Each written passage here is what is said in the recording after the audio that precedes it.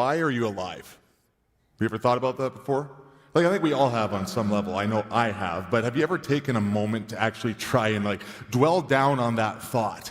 Just the idea of existence and that we're all here. Have you ever taken a moment, looked up at the stars at night, looked at the expanse and thought about how big space is, how big the universe is, and how small our planet is within that, and thought man, how is any of this real? How does this exist? Why am I here? What is my purpose? Is it meaningful? Where do I fit into this? I'm such a small fragment of the universe, of history, and the universe is so big in this moment, but then you can multiply the universe by how long it's been around and how many stars are out there, and it's just overwhelming at times to contemplate that.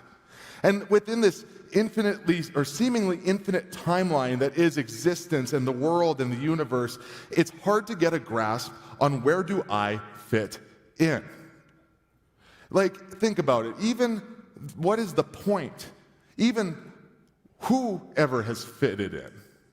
Think about through the history of human existence, the most successful business person, the most wealthy person hasn't really had all that much. Because kings and queens and people that have had major impacts on society, they didn't really, in the grand scheme of things, have that much of an impact. Within the distance of and the expanse of history and time, how many people actually mattered? There's people out there, the greatest global leaders, the queens and kings and billionaires and all those people, they've really not stood against the test of time that much. Even someone like Elon Musk or somebody like Jeff Bezos or Oprah Winfrey, the Pete Davidsons or Kanye Wests of the world, they will fade no matter how famous they are, how rich they are right now, into history, and at the end of the day, they're probably just going to be little more than a footnote, maybe in a history book. They may last in some senses. You may be etched into a stone statue. You might exist in a history book. You might exist as a memory or a famous quote, but some people who have lived long and crazy lives are literally only known for maybe one thing they said, maybe two. We fight tooth and nail to own things, to have little periods of time where we could have land or we could have position or we could have power. We're so desperate to find our purpose in life. We're so desperate to find why we're here, our why, our next, our calling. But when I look at it in the grand scheme of things, sometimes it can be overwhelming and I'm like, man, why am I even here? What's the point? I'm only here for maybe 80 years. If we're lucky, 80 years, 100 years, maybe if science keeps going, 100 and some, but really we don't have that much time. So what do I do with that? How do I make it count? Where is my purpose in this thing called a human existence? And we try to find value in different ways. I know I have. We try to connect with different groups. And junior high and high school, the group you connect with, how you dress, those types of things, they matter a lot. Trends are important. We find our identity and our value and our purpose in sports maybe. Maybe for you it's hobbies or music or partying, or maybe it's gone into sexual encounters, hookups, or how you find your value. How do you find your value? But we'll do anything to fit in life. We'll do anything to have that moment of fulfillment, but the problem with all these things, and sports are good, it's good to have those moments, it's good to be on teams, it's good to do most of those things. Some of them are more detrimental than others, but there's some things that are positive. But even the good ones, even a sports team, even just identifying as an athlete will eventually fade away. I'm in my 30s now, and suddenly recovery isn't so easy for sports. It's harder to be good at sports. You will literally lose that at some point. If that's your identity, even the greatest athlete eventually gets old and can't do it anymore.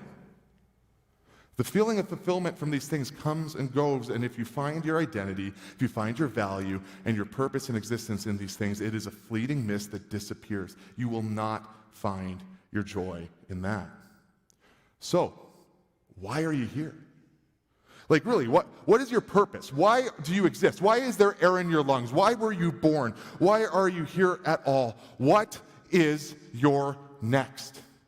What are you called to? Maybe you had a moment of clarity, a moment of purpose when you were younger. Maybe at one time you knew you were supposed to be a nurse or a teacher or an engineer or a mailman, like Mark said. Whatever it is for you, you wanted to do that, and you knew that's what you're called to be at one point in time. Or maybe you're like me, and at like 14 years old, you were at a Christian camp or a service or something like that, and God spoke to you, and he said, you're going to go into vocational ministry. You're going to be a pastor. God did that to me when I was 14 years old, and from that moment on, I knew what I was supposed to do. Maybe it was something like that for you, or maybe you're just kind of like not sure. You're still at this point in your life, and you're like, man, 20s is tough. Like, I turned 18, and all of a sudden I'm supposed to pick what degree I'm going to get, which is going to lead to what job I'm going to get, and I have to pick that job right now. Like, I just learned how to drive like 5 minutes ago. You want me to pick my career and do that for 40 years? What if I'm wrong? What if that job doesn't even exist anymore in like 30 years, and I have to learn something way too late in life, and it's a struggle, or there's no money in that anymore? How do I make these decisions? Maybe you're struggling. What is my purpose in life today? But maybe you did have that experience. Maybe you did have clarity. And you're finding yourself here today now, and you're like, I kind of lost it. You knew what you're supposed to do, but slowly over time, that calling or that clarity faded away, and you got distracted.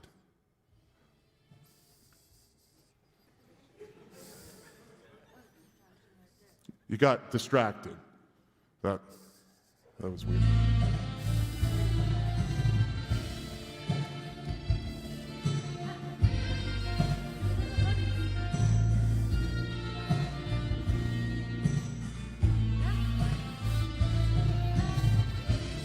Good.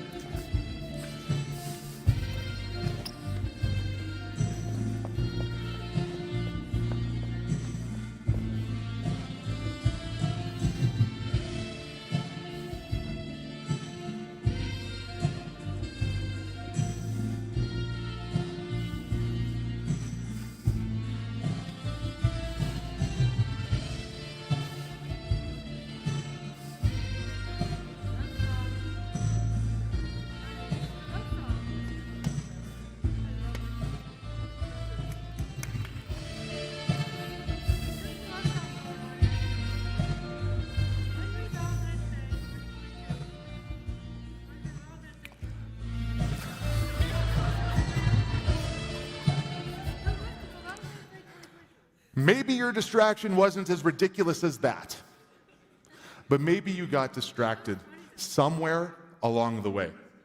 Maybe you experienced something, somebody said something to you. Maybe it was a teacher or a family member, demeaning words that made you question what you were called to. Maybe they said, you're not good enough, you're not smart enough, you're not actually called to this. You'll never achieve this because you're not enough.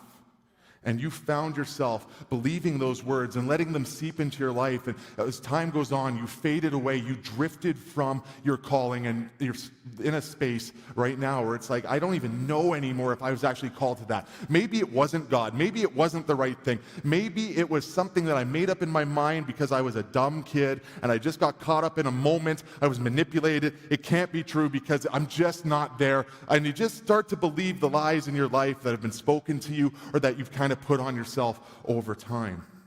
And now you feel like you've missed your chance.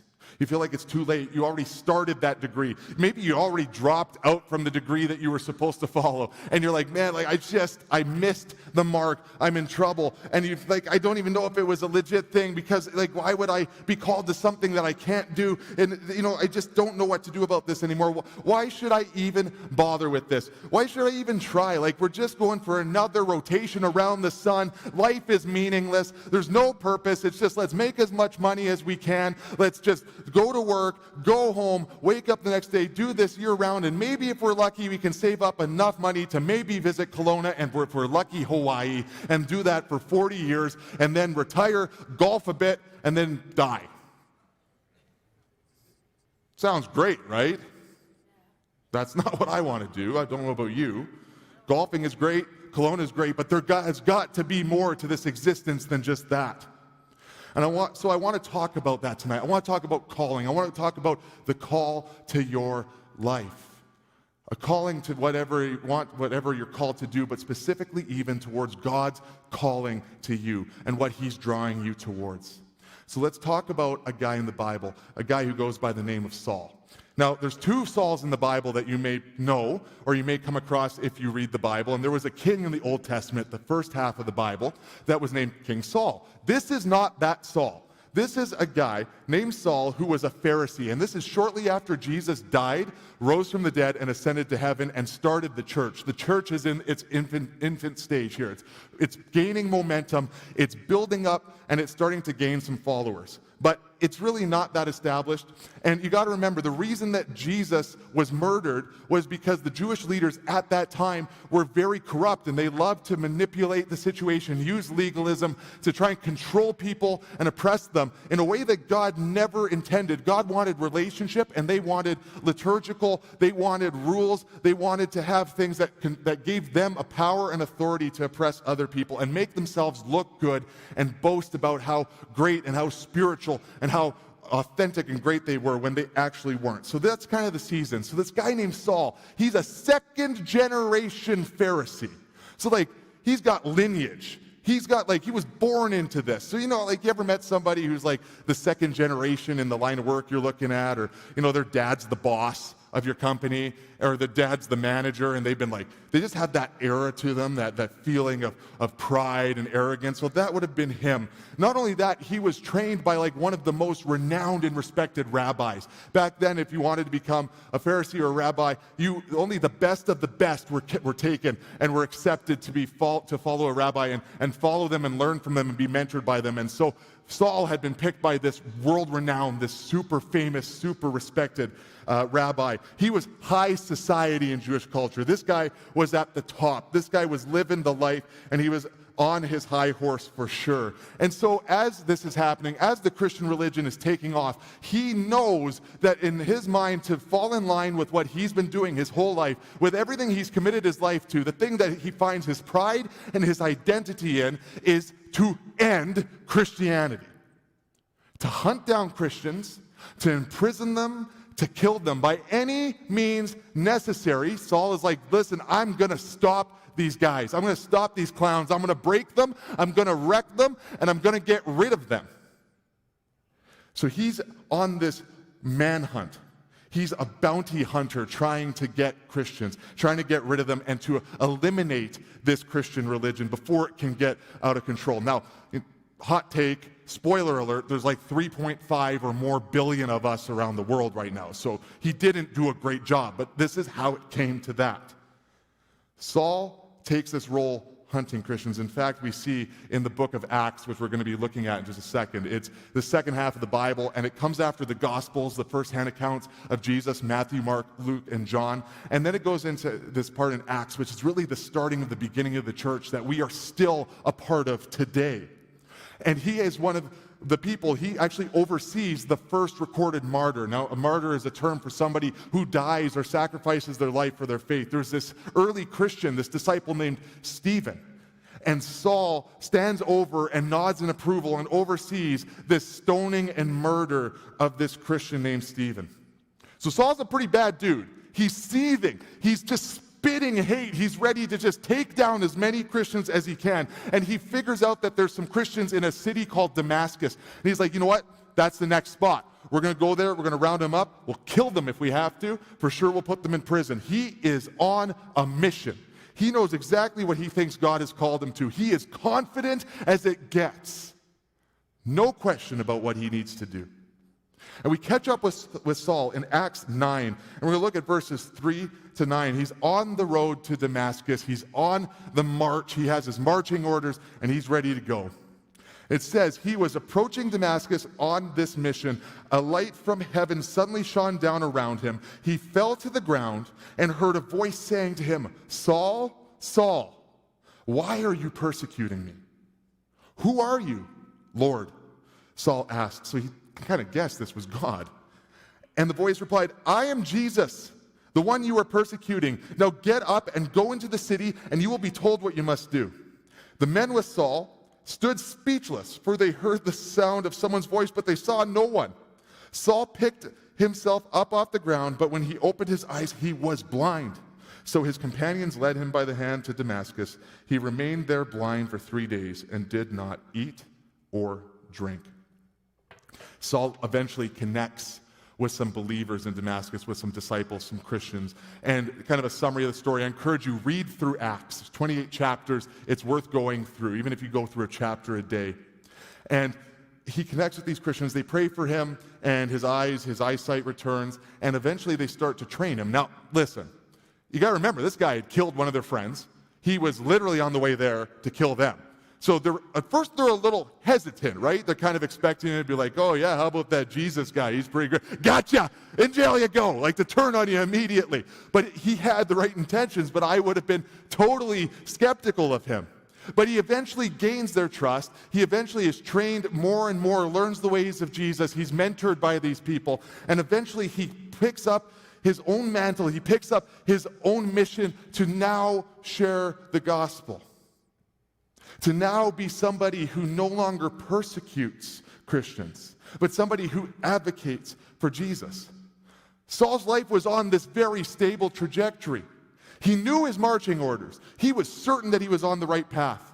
He was ferociously hunting down these Christians. He's knocked off his literal high horse and blinded. And in a moment, he loses everything.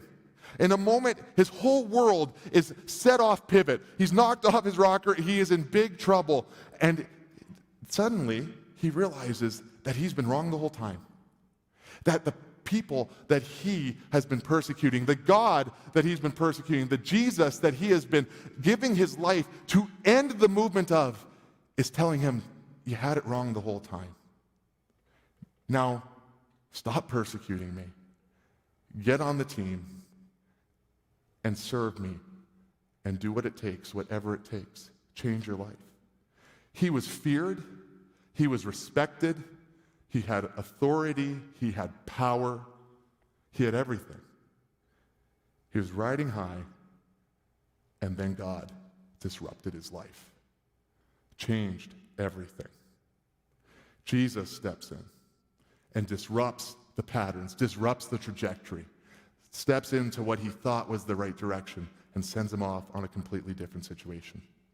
In fact, this life change is so different. The personality change is so different. When Jesus steps into his life, it changes everything so much that not only does he change the way he's living and his perspective, but we see in the Bible that there is a change to his name.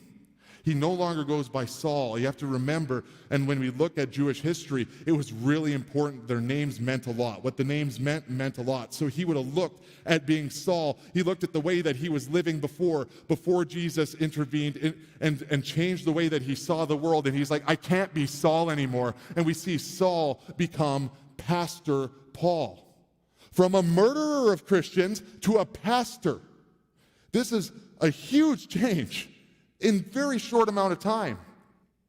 Paul doesn't just stop there. He goes on to plant churches around the entire known world at that time. He trains leaders. If you look at the second half of the Bible, there's 2 books, 1st and 2nd Timothy. This is Paul writing letters to young pastors and helping them navigate. This guy named Timothy helped him to navigate the struggle and the strain of being a young pastor in an area that doesn't really follow Jesus. In all these other books in the Bible too, much of the second half of the Bible is letters that Paul is writing to these early churches in Galatia, Ephesus, Corinth, just to name a few. There's all these stories. Paul wrote a good chunk of the Bible inspired by God, by God's Holy Spirit. That's a big change from walking down the path to murder Christians. Everything changed because Jesus intervened in his story. Jesus disrupted everything. Jesus stepped in and made him rethink and gave him a new direction, a new true north, a new focus for everything in his life. He went from the greatest villain in Christian history, one of the greatest villains that has ever existed, and if you're a wrestling fan, you'll get this terminology, to one of the greatest face turns in all time. He changed his whole world because Jesus stepped in. So I want to tell you a little bit about my story.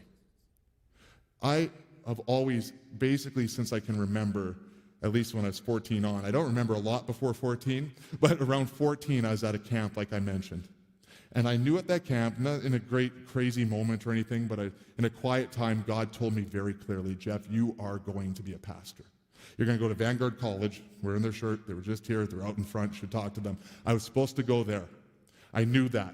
And then I started to go there. But here's the problem. 18-year-old Jeff was a bit of an idiot, bit of a problem, made a lot of mistakes, immature, just not quite ready for that type of stuff. Now, it was a rough year, my first year.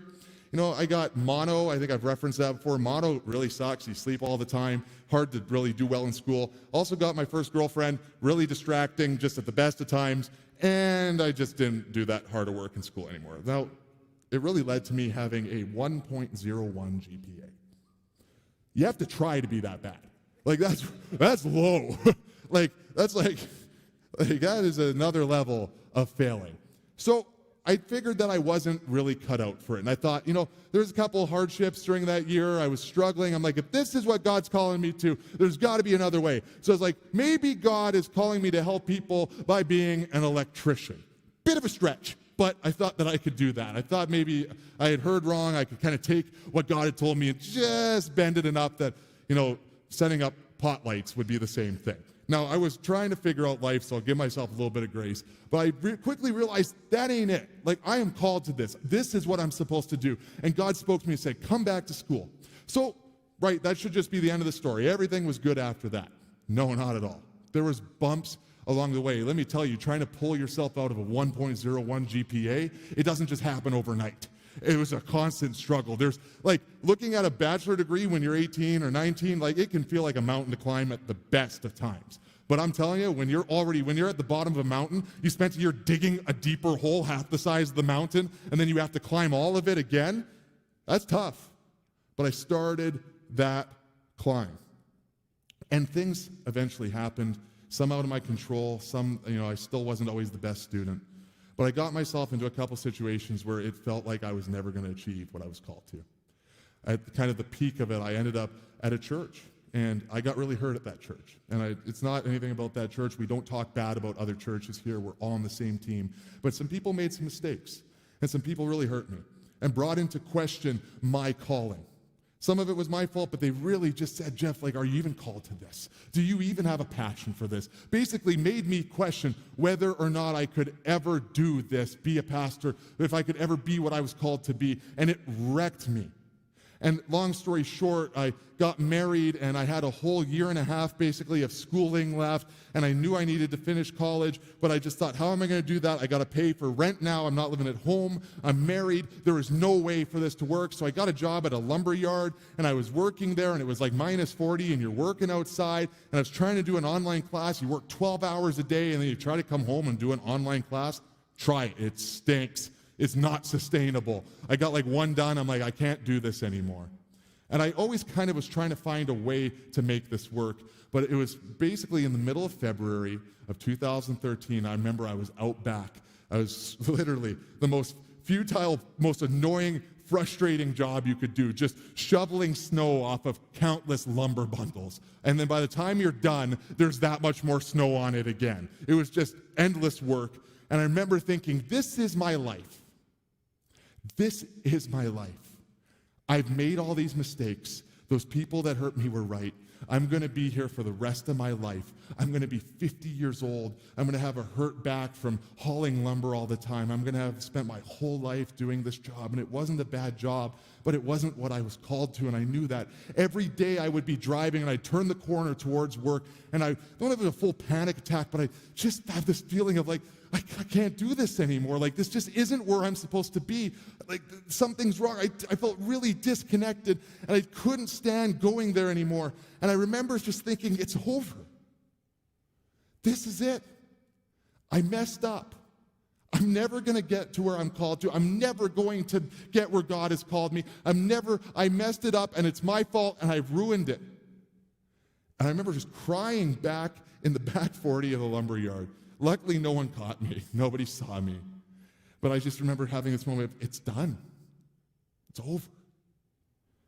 And I kept working. I just kind of clung to hope maybe something would change. Maybe there's a way for me to come out the other end of this.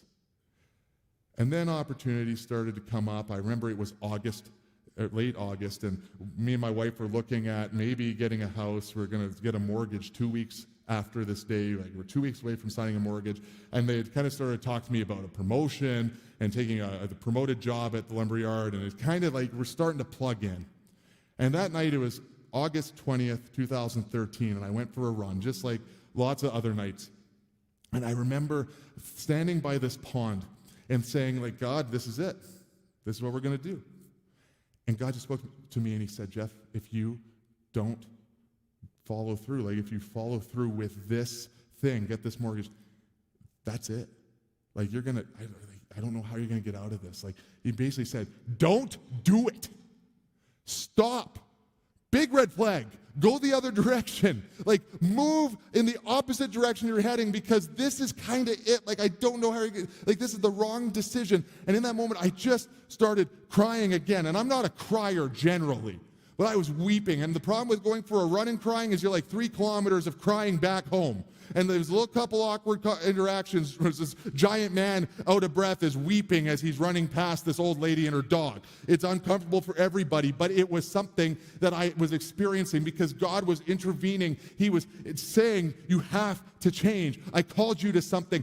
Figure it out. Stop at nothing. Relentlessly pursue whatever I've called you to because you're not going to be happy on the other end of this. So I went home and I burst in the door and my wife saw me crying and we've been married for not even a year and she's probably thinking, oh great, my new husband's nuts. And I told her, I said, I got to do this. Like I'm called to this. I'm called to this. I have to do this. I'm going to miss it. I can't do the mortgage. We got to cancel that.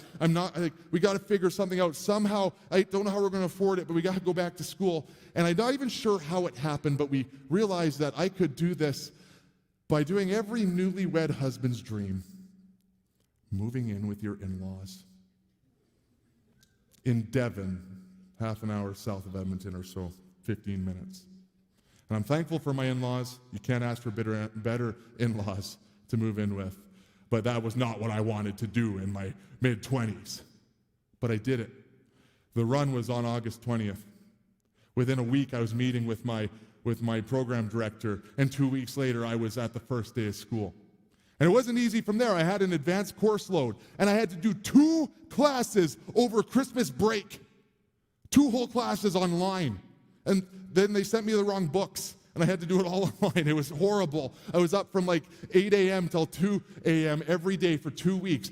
My school was the Grinch that ruined Christmas for me that year. But at the end of it, I was done, and I had a straight line, a path towards graduation. I worked really hard, and I got above a 2.0, which was the graduation marker, and I passed, and I graduated. And I remember going back and finishing my last exam, and if any of you have finished a degree, you finish that last thing, you hand in your paper, and you're like, whoa, I don't know what to do with myself right now. I got back in my truck and I cried. Because I remembered that moment of that lumberyard shoveling snow where I said, and I felt like it was over. And I realized it wasn't over. God had made a way. God had found a way. He had given me an option. He had stepped in and changed the trajectory of how I think, the trajectory of how my life could go. He gave me a way to achieve what I was called to all those years ago. I almost missed out on the thing that I wanted and was called to more than anything else. And some of it was my fault. Some of it was circumstance. Some of it was just whatever. Bumpy roads took me away from it. That run on August 20th, 2013 was my Saul to Paul moment, my road to Damascus. It was a moment where God stepped in and said, there is another way, and it's my way. Don't miss out on what I've called you to because it's not worth chasing anything else. And I wonder tonight if you feel like that's you. You've missed your calling, maybe by your own actions or by someone else's. You had a next. It was clear. You knew where you were going, but something happened, and now you've been running from God. You've let it fade away, and you're like, where am I supposed to go with this? And again, maybe it's pastoring, maybe it's vocational ministry, maybe it's an engineer, maybe it's your whatever career you feel like you were called to, but you've been running away from that calling. You think you've missed out, and now it's hopeless. You're too far gone, and there's been distractions that have changed your life, and now it's done. Or maybe you're desperate for the first time in your life to actually hear a calling, to have purpose. You feel like you're just floating through space and you're just in this meaningless existence. But I'm here to tell you today, you're not. God has a plan for you, whether you know him or not yet, whether you've made a decision to follow Jesus and commit your life to him. God has a plan for your life. He's waiting to tell you. Sometimes we just have to listen and be open to his Holy Spirit to speak to us and show us the way. Sometimes we need to just get over our pride, get over our mission that we've put in our own mind to be able to see God's mission for our life. I can't prove this, but personally I believe that wasn't the first time that Saul had been contacted by God, that he had tried to intercede. I think that Saul probably was just too focused on his own stuff, on his own arrogance to be able to hear God's voice. And it got to the point where he had to literally blind him and knock him off a horse to figure out where he needs to go. So where are you at? Because I believe tonight God wants to speak to you.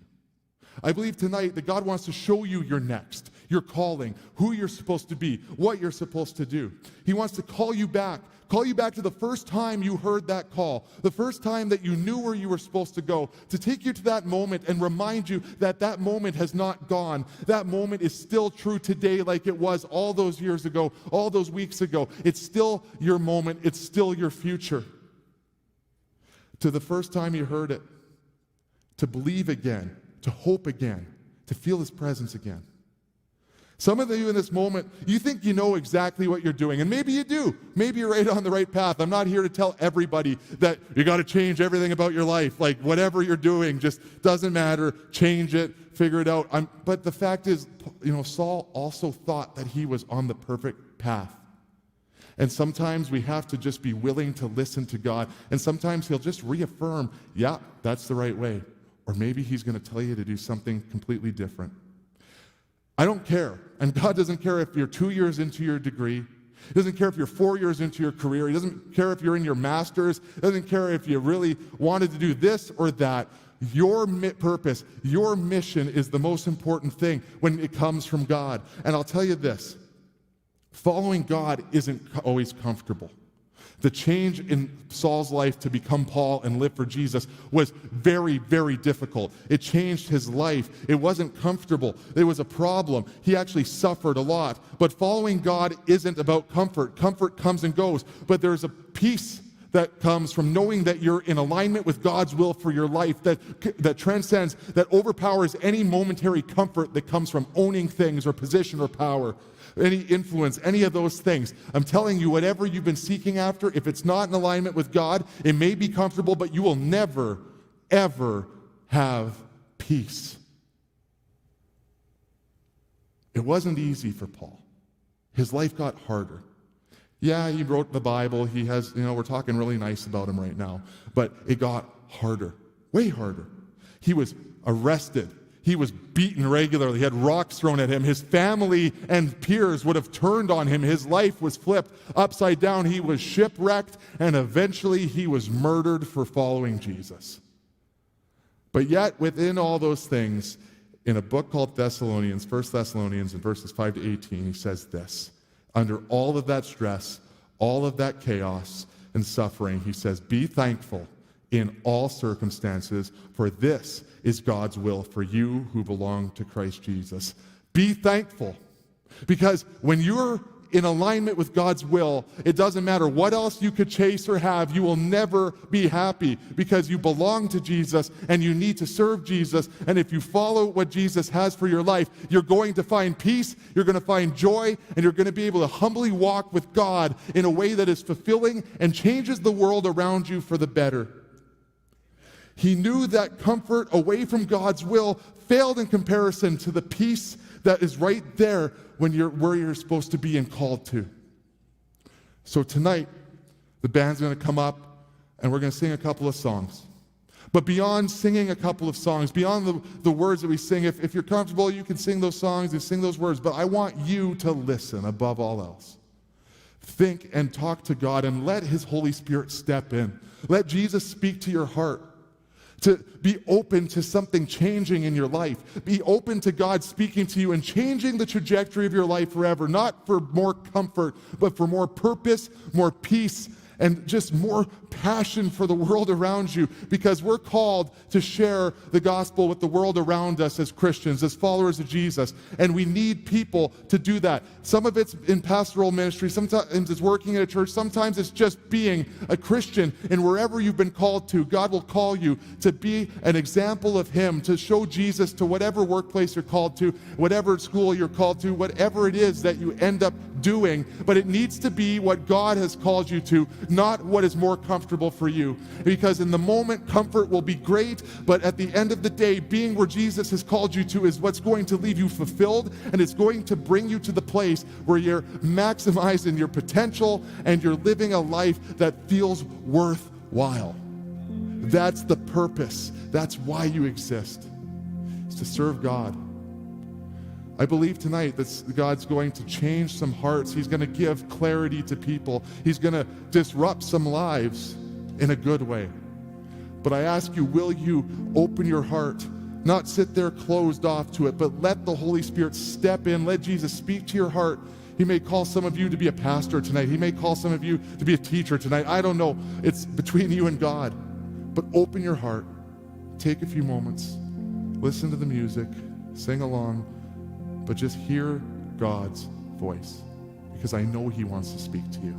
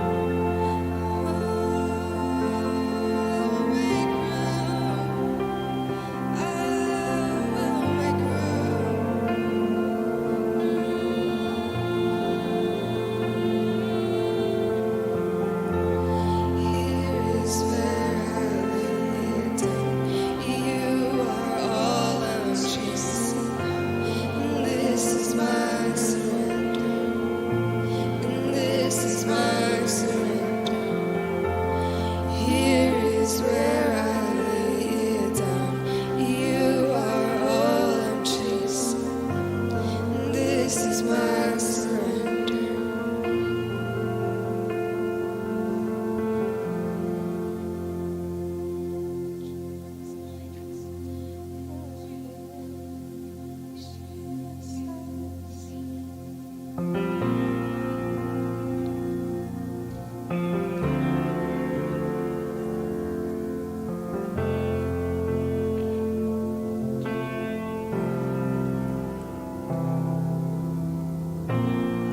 How I live for the moments where I'm still in your presence, where all noise dies down.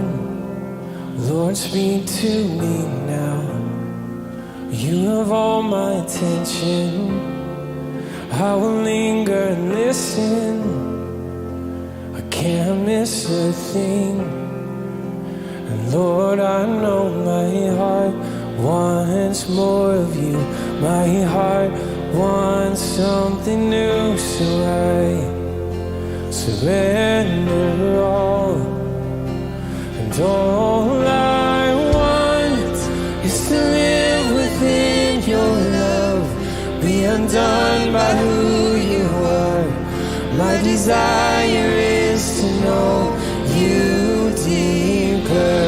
Lord, I will open up again, throw my fears into the wind. I am desperate for a touch of heaven. Oh, oh, oh,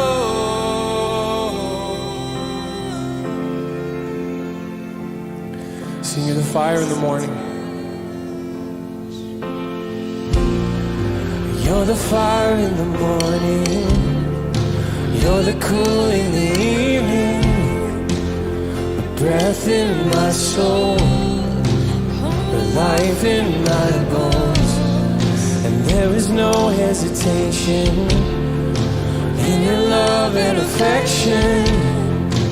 It's the sweetest of all. And Lord, I know my heart wants more of you. My heart wants something new, so I surrender all. And all I want is to live within your love, be undone by who you are. My desire is to know you deeper. And Lord, I will open up again, throw my fears into the wind. I am desperate for a touch of heaven. Oh, oh, oh, oh, oh.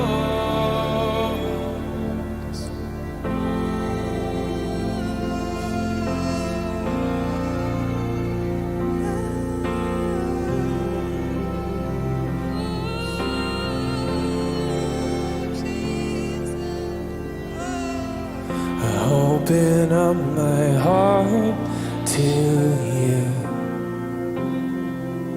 I open up my heart to you now. So do what only you can. And Jesus, have your way in me now. I open up my heart to you. I open up my heart to you now. So do what only you can.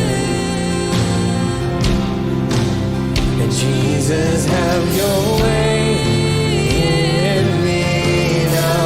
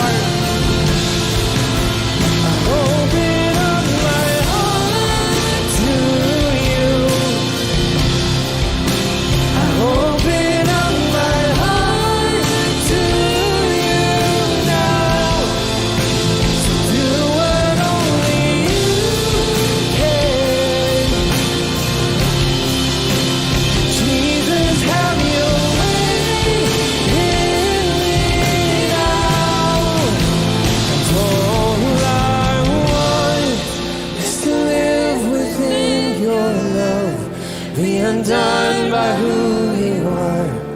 My desire is to know you deeper. And Lord, I will open up again, throw my fears into the wind. I am desperate for a touch of heaven. Oh.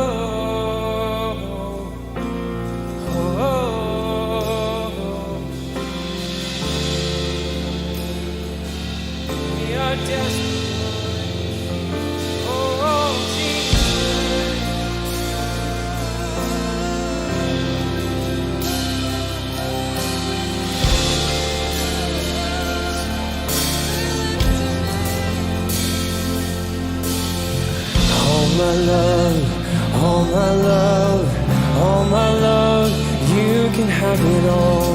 All my love, all my love, all my love, you can have it all. All my heart and all my soul, all I own, you can have it all. Sing this together, all my love. All my love, all my love, all my love, you can have it all. All my love, all my love, all my love, you can have it all. All my heart, all my soul, all I own, you can have it all. All my heart, all my soul, all I own, you can have it all. All my love, all my love, all my love, you can have it all.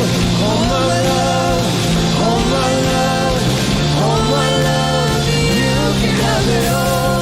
All my heart, all my soul, all I own, you can have it all. All my heart, all my soul, all I own, you can have it all.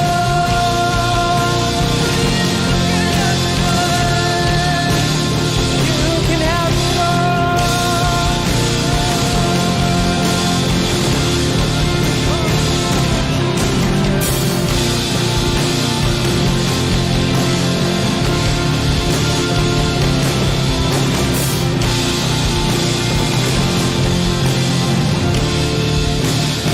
All I want is to live within your love, be undone by who you are. My desire is to know you deeper. And Lord, I will open up again, throw my fears into the wind. I am desperate for a touch of heaven.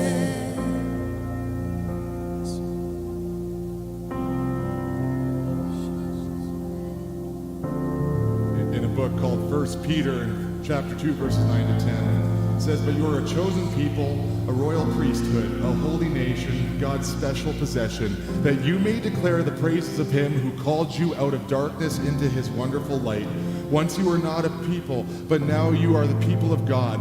Once you had not received mercy, but now you have received mercy." One of the greatest tragedies of kind of the story of Saul to Paul is we often miss the greatest transformation. Not just the story of somebody who was a bounty hunter killing Christians to a pastor, but the greatest miracle is that he experienced Jesus.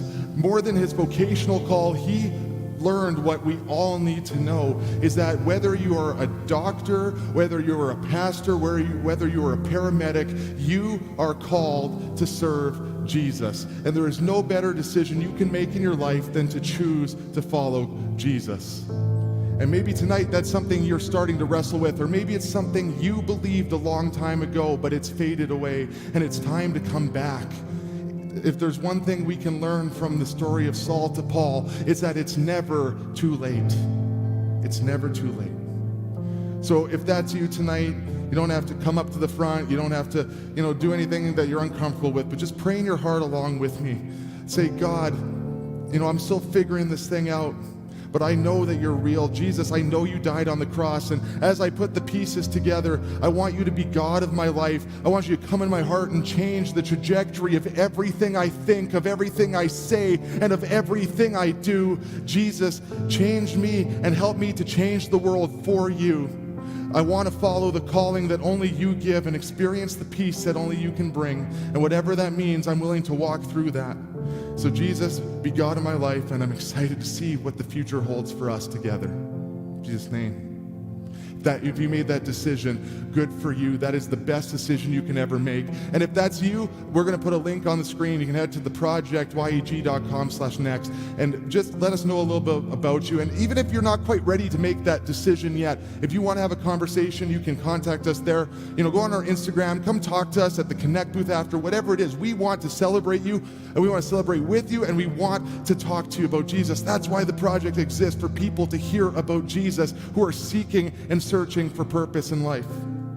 The reality is this: whether you're called to Harvard College, to Bible college, to community college, or clown college, I don't care. You are called to serve Jesus. Jesus is calling you. He wants to use you in amazing ways to change the trajectory of your life and to have you find the purpose and the peace that comes from following Jesus. So the project, can I speak this verse over you tonight? It's found in the book of Micah in chapter 6, and it says this: O people of the project, the Lord has told you what is good, and this is what he requires of you: to do what is right, to love mercy, and to walk humbly with your God. Know what is right, to follow Jesus, to follow the calling that he puts on your heart, to love mercy, and walk humbly with God. If you follow that calling, you will never, ever miss out. I promise you that. Keep seeking. I love you, Project Community. You can take a seat. Just have a couple of announcements for you before we close. Just want to let you know, just before we conclude here tonight, I want to mention that if it's your first time here, like I said, if you're newer or first time here, come to the Connect booth, come chat with us. We want to give you a gift and see how we can get you plugged into a small group. Small groups start May 15th, and so you're going to want to be here. You can talk to Pastor Ruben, and so please join a small group. That is such a great way to plug into community. I also want to mention this Thursday at 7 o'clock, we have our Project Kingsway campus service at 7 o'clock at Thursday. You want to invite a friend. If you have a friend up by the colleges or by Nate or McEwen, U of A, that's a great spot. So just be thinking this week, who can I invite to the project either Thursday or next week? Who needs to hear about Jesus? Who needs to experience what we're talking about and experience the God that changes people's lives and calls us to greater things? Thanks for being here. You can grab a coffee in the cafe. We want to get to know you, want to connect with you. We all love you, want you to know we're praying for you constantly, and can't wait to see you next week as well. Have a great night.